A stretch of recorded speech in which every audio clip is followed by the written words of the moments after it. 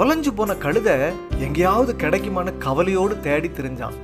சாமுவேலுக்கு பயந்து அடுப்பாங்கரையில் தன்னை ஒழிச்சுக்கிட்டவன் தான் இந்த சவுல். ஆனால் ஆண்டவர் கூப்பிட்டு இந்த சவுலுக்கு என்ன சொன்னாரு? எப்பா, நீ தான் இனிமே இந்த நாட்டுக்கே ராஜா. இனிமே இந்த ஜனங்களை நியாயம் விசாரிக்க போறது, பகைவர்கள்கிட்ட இருந்து காப்பாற்ற போறதெல்லாம் நீ தான் சொன்ன உடனே சவுல் வெலவெலத்து போயிட்டான். அவனுக்கு கையும் ஓடலை, காலும் ஓடலை. ராஜாவா, சிம்மாசனமா, கனவுல கூட நினைச்சு பார்க்கலையே. என் குடும்பம் சாதாரண குடும்பம். மற்ற குடும்பத்தை கம்பேர் பண்ணி பார்த்தா எங்கள் குடும்பம் அற்பமானதுன்னு ரொம்பவே கூனி குறுகுனான். ஆனால் சிம்மாசனத்தில் உட்கார்ந்த உடனே அதிகார போதை வந்துட்டு. ஆண்டவர் சொன்னதை கண்டிப்பாக கேட்கணுமா? ஏன் நான் ஆசைப்பட்டதை வச்சுக்கிடக்கூடாதான்னு நினச்சி பாவம் செஞ்சான். தப்பு செஞ்சிட்டோமேன்னு உணர்ந்த பிறகு கூட பாவத்தை விட்டு வெளியில் வரணும்னு தோணலை. பதவியும் பணமும் தன்னை விட்டு போயிடக்கூடாதுன்னு தான் நினச்சான். சிலர் இப்படி தான் வாழ்க்கையில் அடிபட்டு நொந்து பரிதாபமான நிலையில் இருப்பாங்க. ஆண்டவர் அவங்களுடைய உண்மையும் தாழ்மையும் பார்த்து சில பொறுப்பில் உட்கார வைப்பார். உட்கார்ந்த உடனே சாட்சிலாம் சொல்லுவாங்க. சாட்சி சொல்லிட்டு அவ்வளவுதான்.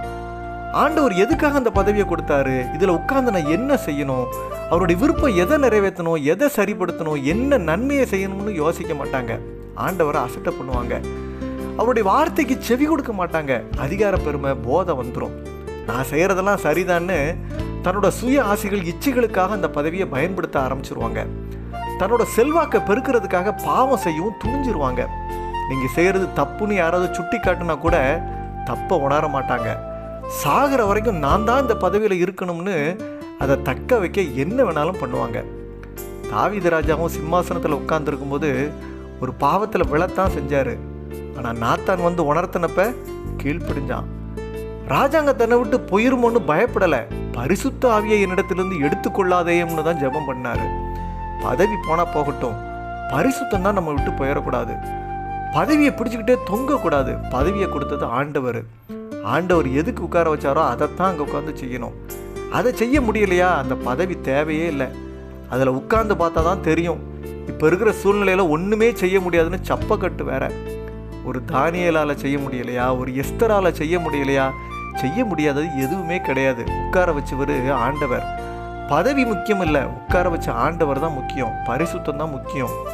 பரிசுத்தாவியான நம்ம கூட இருக்கிறது அதை விட முக்கியம். அவர் நம்ம கூட இருந்தால் தான் தலை நிமிர்ந்து நிற்க முடியும், சரியான வழியில் நடக்க முடியும், சாட்சியாக வாழ முடியும், செயல்பட முடியும். அவர் இல்லாத பதவி வேலைலாம் வேஸ்ட்டு. சவுலுக்கு பதவி தான் வேணும், தாவீதுக்கு பரிசுத்தாவியானவர் தான் வேணும். பரிசுத்த காரியத்தை செய்ய முடியாத பதவியை விட பரிசுத்தம் தான் நமக்கு வேணும்.